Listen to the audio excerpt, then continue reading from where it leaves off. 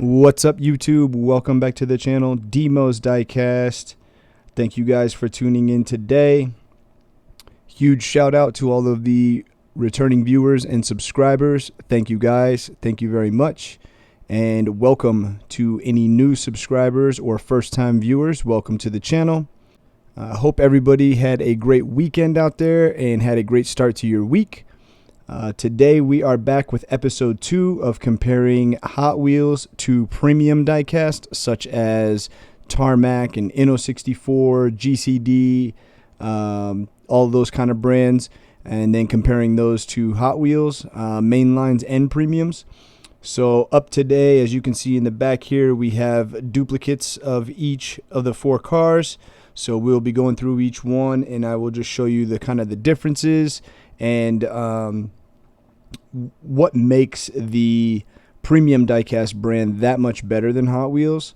It's also going to show us what a good job Hot Wheels has done on some of these castings, right? So with that being said, let's go ahead and jump into it. So first off, we'll start over here on the left. You can see the Toyota 4Runner with the TRD livery. So here we have the GCD models, Toyota 4Runner 40th anniversary.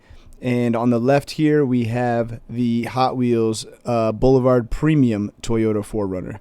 So right off the bat, you can tell the difference in the paint. I'm not sure if the car in real life has this like black flake or not. But you can see the stripes are exactly placed. Looks like the GCD model might be a little bit brighter on the stripes. But yeah, that's the first thing you notice right off the bat. So let's go ahead and take a look at these from the front. So obviously the major difference in the front is going to be lensed headlights on the GCD model versus tampoed headlights on the Hot Wheels. Size wise, you can see the wheels are a little bit bigger on the Hot Wheels than they are on the GCD. Front grille also differs, so I guess it's actually the same. So they both say Toyota, they both have the TRD stripe there, just a little bit different as far as size wise. Looks like the Toyota is more pronounced on the GCD than it is on the Hot Wheels. You also get fog lights on both. You do get kind of a skid plate in the front here, I guess. But this one is going to have TRD written on it, so that's obviously much better. You can see where that would bolt onto the lower suspension, so excellent detail there. Take a look at them from the side again. Wheel wise, Hot Wheels did get at least close to the color correctly. Not the correct style of wheel, but definitely close to the color. This one is going to be an actual representation of what the wheel and the color would look like on the real car. So I think GCD did a really great job on that. Taking a look at the top, the GCD is going to come with a sunroof, whereas the Hot Wheels doesn't. Both do get a hood scoop there, and both do have some rails, at least up top, for like a luggage rack or something. And you do get that rear like antenna on both of them. So pretty good detail there. Hot Wheels also gave this casting mirrors, so that's a plus. Not a lot of Hot Wheels castings come with mirrors. So right off the bat, not too bad. Size-wise, they look about the same. The Hot Wheels is definitely a little bit bigger, but that's to be expected. Take a look at the rear. Taillight-wise, again, lensed rears on the GCD versus tampoed rears on the Hot Wheels. And you do get a license plate on the GCD, no license plate on the Hot Wheels. Both have the TRD badge in the same spot, and both have the Toyota branding there on top of the license plate. The one cool thing that I didn't notice about the Boulevard 4Runner for the longest time is that the rear window is halfway down. I for whatever reason, I had this casting in loose and out and in my case for months before I noticed that that back window is actually half down. So I think that's super cool. That's a really cool touch that Hot Wheels did on there. You can see where they try to imitate a spare tire down here, so it looks like a spare, and that's really where the rear rivet would be. Whereas on the GCD, they did give you an actual spare tire underneath. Super dope there. And you get much better detail underneath as far as suspension, exhaust, drivetrain, all that stuff. So all in all, definitely got to give the nod to the GCD on this one. By far the better model. Price point wise, I feel like you could probably get the TRD 4Runner, the Boulevard, for probably anywhere around 15 to 20 bucks. The GCD, I think if you can find it at retail, sells for about 35. So there is a pretty big difference in price point there. Obviously, retail on the Boulevard should be $7, but we all know how that goes in today's world. You also do get some mud flaps on the GCD, which is really sick. So super dope. Definitely giving the nod to the GCD, but I'm not mad at the Hot Wheels. I think they did a great job with this casting, and I really enjoy it. All three versions of the 4Runner we've gotten so far are really, really nice. So we'll go ahead and set these guys back. Next up, we have our yellow EK9 Civic Type Rs. On the left, we have a Hobby Japan model. On the right, we have the Hot Wheels mainline. My Hot Wheels mainline has been wheel swapped and lowered, so it definitely does not look like it came from Mattel. This is a full roller as well, so those are tucked up under there, but they do roll. So right away, the biggest thing I notice is the yellow is fairly close. I think that obviously the Hobby Japan is going to be closer to a true Phoenix yellow, which is the yellow that the Civic Type R got. Both have the red interior, so that's super dope.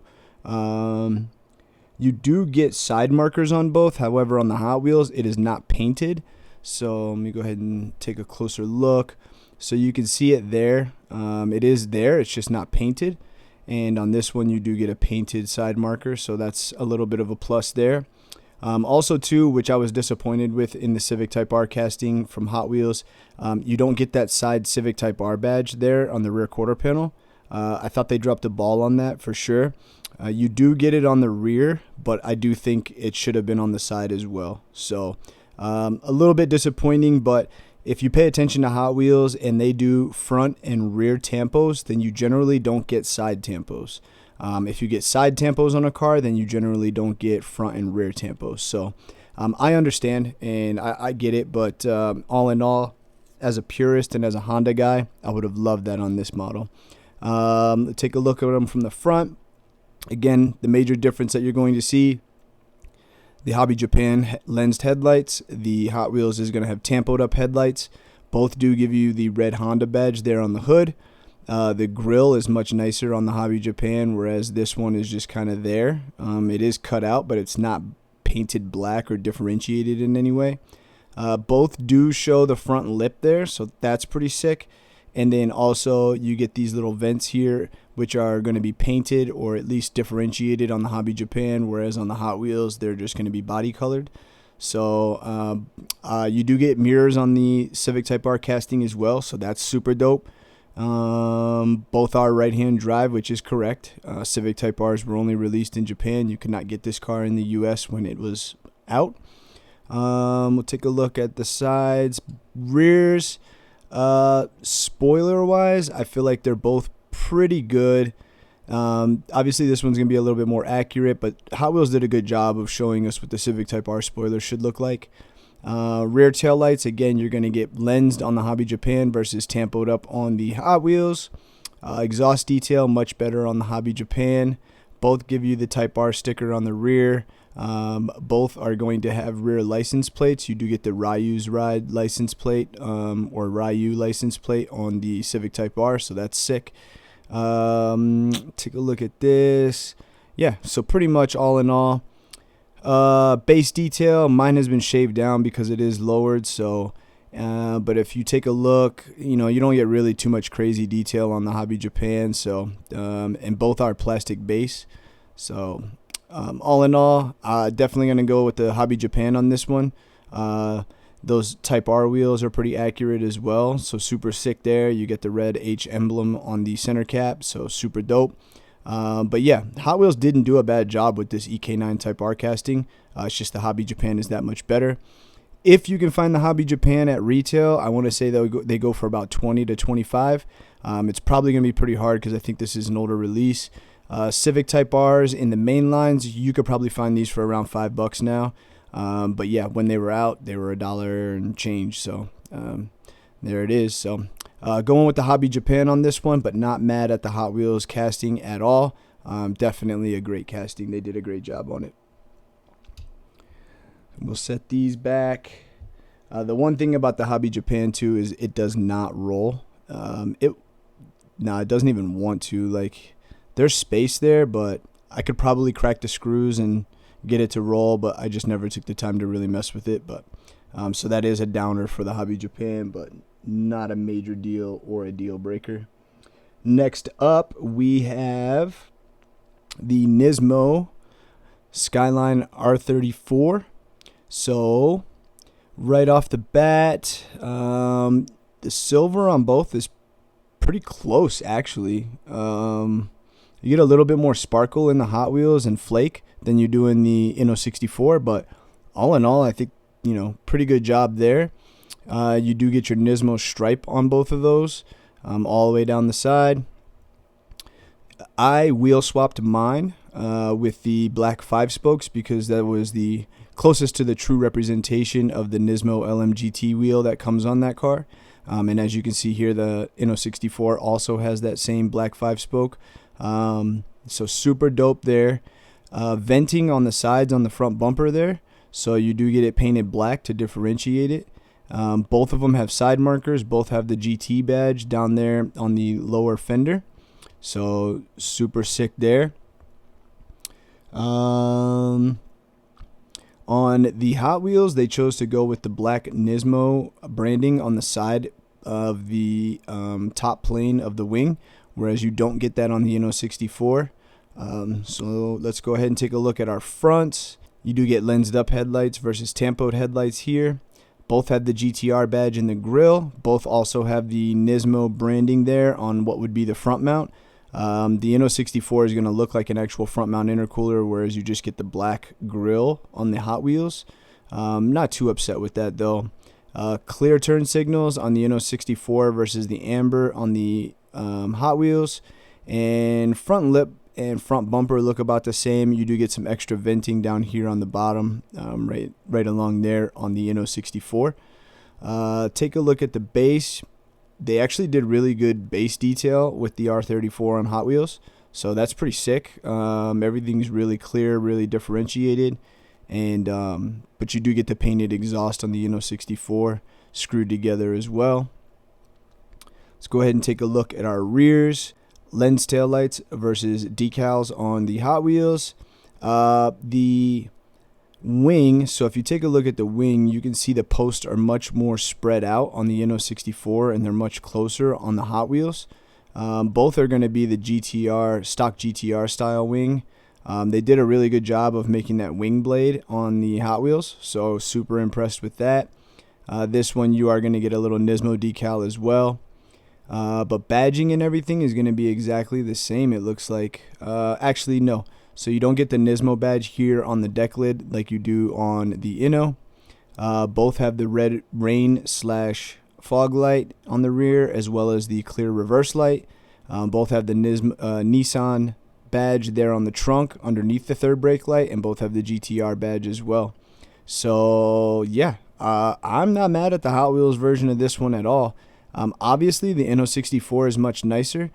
Depending on which release you find of the Hot Wheels Nismo R34, whether it be the Team Transport or this also came out in the 2-pack from Target, I think this is a great buy, and I think it's a great option to a premium diecast. Out of the ones that we've looked at so far, this is the closest that I've seen. So I'll still give the nod to Inno64. The one disappointing thing about the Hot Wheels is no mirrors. So that is kind of disappointing, but all in all, let's be honest, man, like Hot Wheels did an amazing job on this car. Everything is pretty much exactly spot on to what you would get from a company like Inno64. So I think that's super dope. You do get a little bit of interior detail there with the harnesses on the Inno and not on the Hot Wheels, but all in all, I am not upset at all. So, man, based upon price point and the availability of finding the Inno64 now, I'm going to go with the Hot Wheels. I think this is the better buy per se. The Inno is a better model, but for price point wise, I think the Hot Wheels would be a better buy. So, super sick there. We'll go ahead and set those back. And yes, the R34 is a full roller as well as the Civic Type R, even though they are slammed.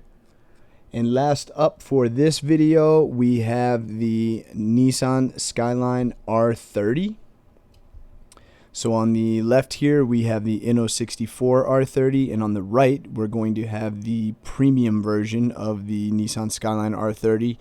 So I'm almost positive this one came from Japan Historics 3, I believe. If I'm wrong, somebody correct me down in the comments. This one also has been wheel swapped with Carlomo wheels. So got that bearing on there, super sick. Full roller on this one as well. But right off the bat, I mean, similarities, you can see them. You've got the RS Turbo branding there on the lower black part. Spot on. Both have the GT badge here and here on the front fenders. So super sick there. Door handle detail is pretty good on both, not going to lie. So I tried to pick the closest wheel that I could find to what this car came with. So that's what I came up with. Pretty close. Only thing I'm missing on the Hot Wheels version is the polished lip, but no big deal. Let's go ahead and take a look at the rear. Again, lensed taillights, tampoed taillights. You do get a rear license plate on the Inno64, no rear license plate on the Hot Wheels. You do both get that black duckbill spoiler there, so super sick on that. They even gave a little bit of indentation on the Hot Wheels on the trunk like you see here. So they tried. They definitely tried. You get a cutout for the sunroof on the Hot Wheels, nothing on the Inno64. They did try to mimic that antenna there on the top, and you do get the antenna on the Inno64. No mirrors on the Hot Wheels, mirrors over here. So that's a pretty big difference there. Exhaust wise, exhaust looks actually pretty good on this model. This one has been shaved down because it's slammed. You do get the what does that say? It's the Turbo RS badging up there, as well as the Skyline badge on the above the left tail light. You do not get that on the Hot Wheels, but not a huge deal. So let's take a look at our fronts. Again, lensed headlights versus tampoed up headlights. You do get some blinkers on the Inno64 that you don't get on the Hot Wheels. Front license plate over on the Inno64, no front plate on the Hot Wheels. So all in all, not too bad. Pretty sick, I'm not going to lie. Definitely going to go with the Inno64 on this one. But again, Hot Wheels did a great job on this casting. So I think the main thing we need to focus on is that, yes, you can get a nicer model for the price what you have to pay for most of these cars from Hot Wheels. However, let's just not take away from the fact that Hot Wheels has done a great job on a lot of these castings, right? Like, they're definitely putting in effort. They're definitely trying to get the car proportionate and mimic the real car in real life. So for that, I applaud them. I really do. But I still do feel like, yeah, the better buy in most cases is going to be the premium diecast. But also, too, now premium diecast availability is becoming harder and harder. Unfortunately, we're seeing it become like Hot Wheels, where people are buying stuff, marking it up, etc., etc. So it's the world we live in today, unfortunately, but that's just where we're at. Do get a full roller here on the R30. So we'll set these both back. But so yeah, all in all, like I said, Hot Wheels is doing a great job. You know, I don't want to knock them. I don't want to tear them down. I don't want to make it seem like, you know, oh, Hot Wheels are the worst thing in the world. Yes, there is better stuff out there, but I don't think that takes away from what Hot Wheels has done or is doing or is trying to do. So shout out to them. Definitely appreciate it as a JDM guy. And this will wrap up episode 2. We'll be back. I've got more more JDM stuff. I've got Euros. I've got some more exotics. So we'll come back with an episode 3 and compare some more, so you guys can kind of get an idea. Maybe you already have all of the Hot Wheels versions of a certain car, right? And you're wanting to know, is it worth getting the premium version because I already have the Hot Wheels? That's what this video is all about. That's what I'm here to kind of help you guys with and show you, and you can make a decision based upon what you see here. So thank you guys again for tuning in. Much appreciated. Drop a comment down below of what you thought about the differences between the brands, what you thought about how right Hot Wheels may or may not have got it, and yeah, let's discuss. So smash that like button, give us a subscribe if you haven't yet, and we will see you all shortly on the next one. Thanks again, guys. One love.